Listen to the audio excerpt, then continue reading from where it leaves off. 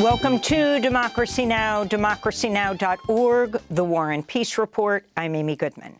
New satellite imagery shows at least 144,000 buildings in Gaza have been damaged or destroyed since the Israeli bombardment began nearly 4 months ago. That's more than half of all buildings in the Gaza Strip, including mosques, schools, universities, and cultural sites.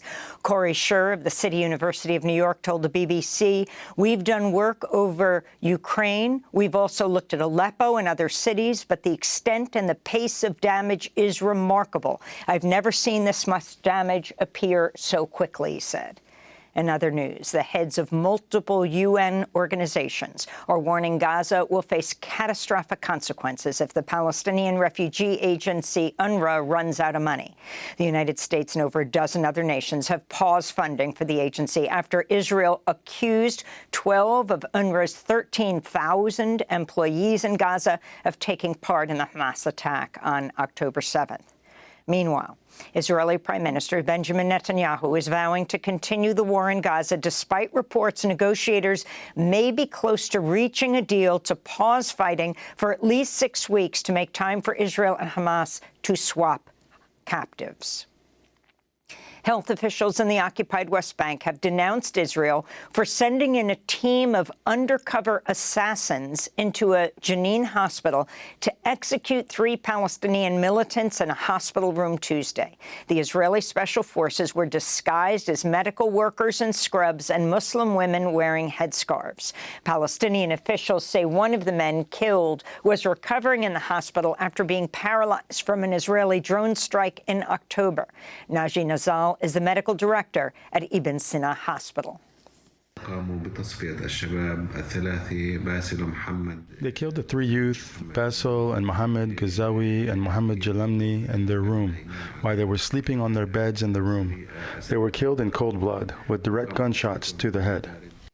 In Washington, State Department spokesperson Matthew Miller refused to condemn the Israeli raid on the Jenin hospital.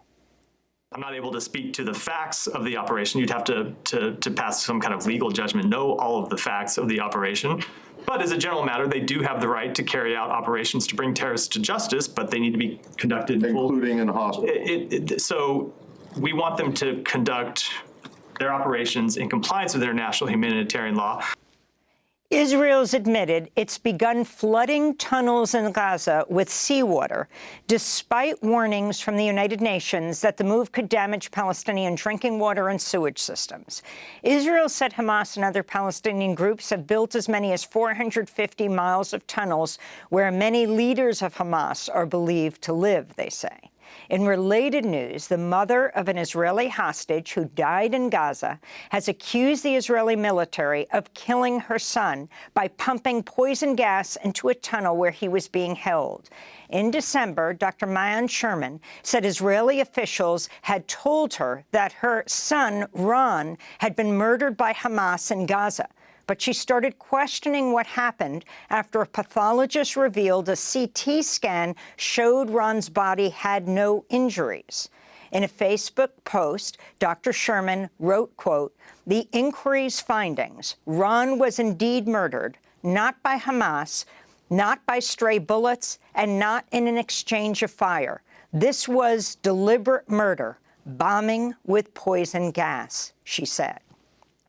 And news from Israel. A House panel in the Knesset overwhelmingly voted Tuesday to expel lawmaker Ofer Kassif for signing a petition supporting South Africa's genocide case against Israel. Kassif will now face a vote from the full Knesset. Kassif is an Israeli Jewish member of the left-wing Arab Jewish Hadash party who has repeatedly called for a ceasefire in Gaza. Visit democracynow.org to see our recent interviews with Ofer Kassif. Republican presidential candidate Nikki Haley has called for the U.S. to assassinate Iranian leaders after 3 U.S. troops were killed in a drone strike on a base in Jordan. Haley made the comment in an interview on Fox News. First, you do the sanctions and you take out a couple of their leaders. That's the way we start. In their country? If they're in their country, or you do like Soleimani when they left the country. You figure out where they are. Our special operations can do that. And then you take them out. The presidential candidate is the former U.S. ambassador to the United Nations under President Trump. On Tuesday, President Biden said he's made a decision on how to respond to the drone strike, but did not disclose details. He accused Iran of supplying the weapons used in the attack, but said, quote, "I don't think we need a wider war in the Middle East." A former IRS contractor has been sentenced to 5 years in prison for leaking tax records that reveal Donald Trump, Elon Musk, Jeff Bezos, and other wealthy figures pay little to no federal income tax. The whistleblower, Charles Littlejohn, leaked the documents to the New York Times and ProPublica. Prosecutors accused Littlejohn of taking a job at the Internal Revenue Service in 2017 with the intent of accessing President Trump's tax records.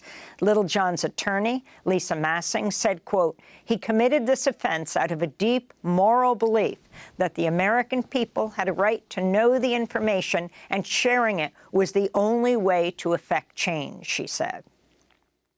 An Argentinian court has overturned labor regulations proposed by newly elected far-right President Javier Milei that would have cut benefits and made it easier to fire workers who participate in union strikes and blockades. The three-judge panel argued such reforms are unconstitutional, stating they first must be approved by Argentina's Congress.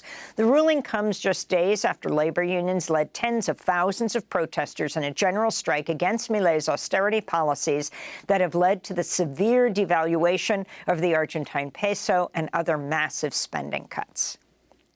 Pakistan's former Prime Minister Imran Khan and his wife have been sentenced to 14 years in prison for selling gifts they had received while he was in office. The sentence came just a day after Imran Khan, who's already in prison, received a separate sentence of 10 years after being convicted of leaking state secrets by waving a classified Pakistani document during a public rally.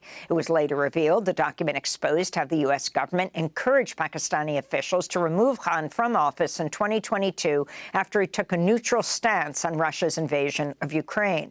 Imran Khan was ousted from office in April 2022 after lawmakers passed a no-confidence vote.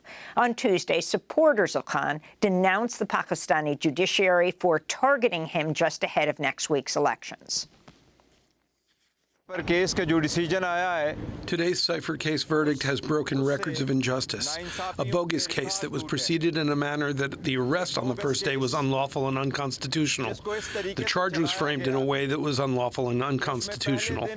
In this case, 3 orders of the High Court were violated, one after another. It was proceeded behind closed doors.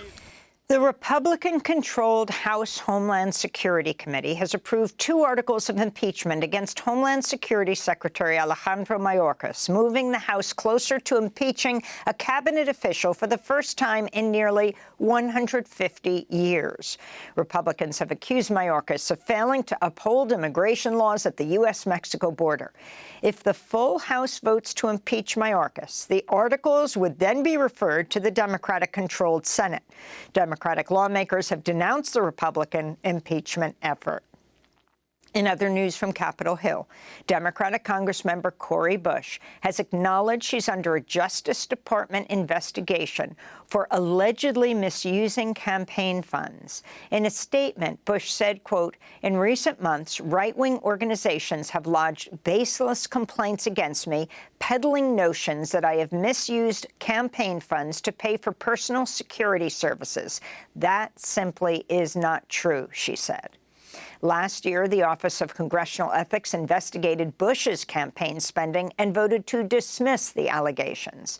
Bush's security needs increased after she faced numerous death threats. In Ohio, a 20-year-old white supremacist has been sentenced to 18 years in prison after he firebombed a church where 2 drag events were scheduled. Federal prosecutors said the man, Amen Penny, was a member of a White Lives Matter group. In October, Penny pleaded guilty to targeting the Community Church of Chesterland. Meanwhile, Utah has become the latest state to enact legislation banning transgender people from using bathrooms that match their gender identity. At least 10 other states have passed similar laws, including Florida, Idaho, Alabama, and Arkansas. The New York City Council Tuesday overwhelmingly approved 2 police and jail reform measures overriding vetoes by New York City Mayor Eric Adams. One bill would force New York police officers to report the race, gender, and age of people they interact with or stop for questioning. The other bill would limit the amount of time people in custody are placed in solitary confinement in the city's troubled jail system. Council members supporting the override included the newly elected Harlem council member Yusef Salaam, who is one of 5 Black and Latinx teenagers wrongfully convicted of the 1989 beating and rape of a white woman in Central Park. Salaam spent 7 years in prison, including in solitary confinement, before being exonerated. On Tuesday, he delivered emotional remarks before voting aye. I vote aye because today, the New York City Council is fighting for the implementation of 2 bills that would bring generational change in our criminal justice system. If these laws were in place in 1989, I vote aye.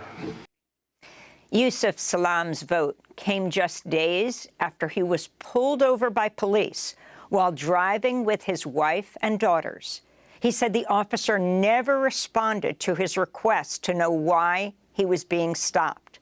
Later, the officer would say it was because his windows were tinted too dark and raised the issue of him having an out-of-state license plate. In Texas, a man sued Macy's department store and Sunglass Hut after facial recognition technology falsely identified him as a robber, leading to his imprisonment and sexual assault while in detention. 61-year-old Harvey Murphy Jr. was jailed for 2 weeks before being released after authorities confirmed he was not even in the state of Texas when the robberies occurred at a Houston Sunglass Hut and Macy's store. Murphy's lawyers say he was raped by 3 prisoners while in jail. In labor news, UPS has announced it'll cut 12,000 jobs this year. This comes just months after a labor deal was reached averting a potential strike. In other labor news, American Federation of Teachers has adopted a resolution supporting a ceasefire in Gaza. The union represents more than 1.7 million teachers and staff. The leaders of the National Education Association have also called for a ceasefire. Chilean artist Javier Salinas led a peaceful protest at a Starbucks coffee shop in Santiago last week, ordering over $1,000 worth of coffee with the names of 300 children killed by Israeli forces in Gaza. The names of the children were read out loud over the span of about 2 hours. Salinas named his action $1,198.80 for the last 300 last breaths of hope. Ragnar Zacharias. Muhammad Ali? Yeah. Muhammad Ali. Anna Muhammad? Yeah. Anna Muhammad.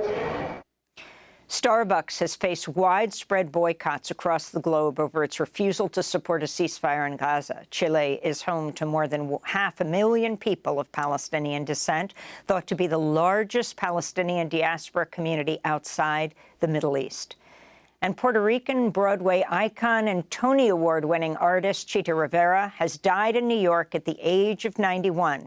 She began her career in Broadway in the 1950s, performing in dozens of roles, including in West Side Story. In 2009, she received the Presidential Medal of Freedom from President Barack Obama. New York Congressmember Nydia Velázquez, the first Puerto Rican woman to serve in the U.S. Congress, said on social media, quote, "Chita Rivera was a trailblazer and Broadway legend who took pride in her Puerto Rican heritage and helped pave the way for other Latina artists." And those are some of the headlines. This is Democracy Now!, democracynow.org, The War and Peace Report. I'm Amy Goodman in New York, joined by Democracy Now! Co-host Juan Gonzalez in Chicago. Hi, Juan. Hi, Amy, and welcome to all of our listeners and viewers across the country and around the world.